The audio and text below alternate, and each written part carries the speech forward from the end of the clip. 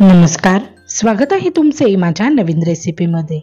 लहान मुलं कोबी खायला मागत नाही आणि मग त्यांना फसवून आपण अशा पद्धतीने पराठा बनवून देतो. तर आज आपण बनवत आहोत कोबीचे पराठे. अगदी हेल्दी अशी ही रेसिपी तुम्हाला नक्कीच आवडेल. तर कोबीचे पराठे बनवण्यासाठी कोबी मी अशा पद्धतीने कापून घेतला आहे. एक कांदा घेतला आहे, अर्धा वाटी बेसन घेतलेला आहे, 2 वाटी गव्हाचं पीठ, थोडीशी कोथिंबीर, 2 चमचे दही, आलं लसूण मिरची कोथिंबीरीची पेस्ट आणि काही मसाले. त्यामध्ये अर्धा चमचा हळद घेतलेली आहे, अर्धा चमचा गरम मसाला पावडर, अर्धा चमचा ओवा, हिंग पाव चमचा, तिखट 1 चमचा आणि 1 चमचा धणे पावडर, 1 चमचा मी कसुरी मेथी घेतलेली आहे. तर आता आपण काय करायचं आहे, जे आपण कोबी ओबडधोबड कापून घेतलेला आहे तो कोबी एका आपण जे चॉपर आहे त्या चॉपरमध्ये आपण हा कापून घ्यायचा आहे. अगदी छान बारीक कापला जातो यामध्ये आणि जेवढं शक्य होईल तेवढं आपल्याला हे बारीक कापून घ्यायचं आहे.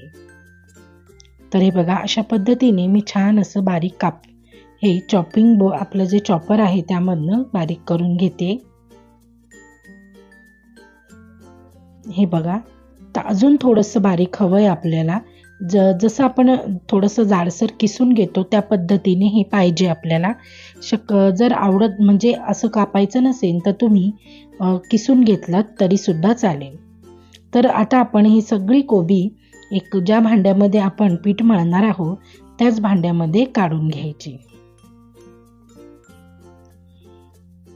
तर मी सगळी कोबी कापून घेतली आणि ज्या भांड्यामध्ये पीठ मळायचं आहे त्याच भांड्यामध्ये ही कोबी काढून घेतलेली आहे. तर आता काय करायचं आहे, इथे कोबीमध्येच आपल्याला सगळं तिखट वगैरे सगळं घालून घ्यायचं आहे. तर आधी आपण घालतोय कोथिंबीर, नंतर आपण घालणार आहोत यामध्ये कांदा, एक मीडियम आकाराचा बारीक चिरलेला कांदा घेतलेला आहे. आपण जेव्हा या कोबीमध्ये मीठ घालू तेव्हा त्याला पाणी सुटायला सुरुवात होते. आता आपण इथे 2 चमचे दही घालायचं आहे. दह्याने त्याला खूप छान चटपटीत अशी चव येते. नंतर आपण इथे घालणार आहोत आलं लसूण हिरवी मिरची आणि कोथिंबीरीची पेस्ट 1 चमचा. नंतर जे मसाले घेतलेले आहेत, हळद घेतलेली आहे आपण अर्धा चमचा गरम मसाला, अर्धा चमचा ओवा, पाव चमचा हिंग, 1 चमचा मसाला आणि 1 चमचा धणे पावडर. तर हे सगळं मसाले आता आपण यामध्ये घालून घेतलेत आणि कसुरी मेथी घालायची. तर कसुरी मेथी आपण अशा पद्धतीने हातावर कुस्करून घ्यायची आणि नंतर आपण यामध्ये घालायची. कसुरी मेथीने आपल्या पराठ्यांना खूप छान चव येते. शक्यतो कोणत्याही पराठ्यात आपण कसुरी मेथीही घालतोच. नंतर आपण थोडंसं मीठ चवीपुरतं घातलेलं आहे आणि आता हातानेच आपल्याला हे असं मिक्स करून घ्यायचं आहे, म्हणजे आपली जी कोबी आहे कांदा आहे त्याला पाणी सुटायला सुरुवात होते. आणि यामध्ये पाणी न वापरता, शक्य असेल तर पाणी न वापरता आपल्याला या पाण्यामध्येच कोबीच्या पाण्यामध्येच हे पीठ मळून घ्यायचं आहे. आता आपण इथे घातलेलं आहे अर्धा वाटी बेसन आणि आता आपण घालणार आहोत पीठ. गव्हाचं पीठ आहे. तर आधी मी 2 वाट्या घालून घेतलेलं आहे. बघा, जेवढं पीठ या पाण्यामध्ये बसेल तेवढं पीठ आपण इथे थोडं थोडं करून घालायचं आणि हे पीठ मळून घ्यायचं. आता जसं जसं आपण हे पीठ मळायला सुरुवात करतो तसं तसं कोबी पाणी सोडायला सुरुवात करते आणि त्या पाण्यामध्येच आपल्याला हे पीठ भिजवून घ्यायचं आहे. तर आता हे पीठ आपण छान असं भिजवून घेऊया. हवं असेल, लागलं तर तुम्ही 1-2 चमचे पाणी इथे वापरू शकता, पण शक्यतो पाणी वापरू नका. न पाणी वापरता आपल्याला हे पीठ भिजवून घ्यायचं आहे. खूप छान असा पराठा तयार होतो. आता हा सगळा पराठा मी म्हणजे पीठ जे आहे ते मळून घेते. आता आपलं हे पीठ बऱ्यापैकी असं मळून झालंय. आता एखादा चमचा तेल लावून पुन्हा एकदा आपल्याला हे पीठ चांगलं तिंबवून घ्यायचं आहे. तर अगदी चमचाभर तेल आपण इथे घालणार आहोत आणि छान असं पीठ मळून घ्यायचं आहे. आणि हे पीठ आपल्याला अजिबात काय म्हणतात भिजायला वगैरे ठेवायचं नाही आहे 10-15 मिनटं सुद्धा, कारण या जसं जशी वेळ जाते ना तसं तसं कोबी अजून पाणी सोडायला सुरुवात करतं. त्यामुळे आपण पीठ हे ठेवायचं नाही, लगेच आपल्याला पराठे करायला घ्यायचे आहेत.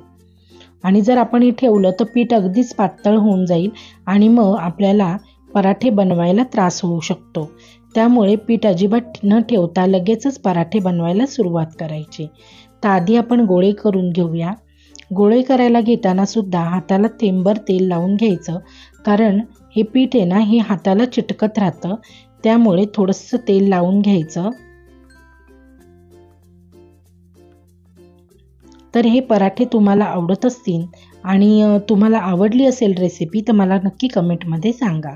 आता एक गोळा घेतलाय, तो पिठामध्ये घोळवून घेतलाय आणि अशा पद्धतीने आपण हा पराठा लाटून घ्यायचा आहे.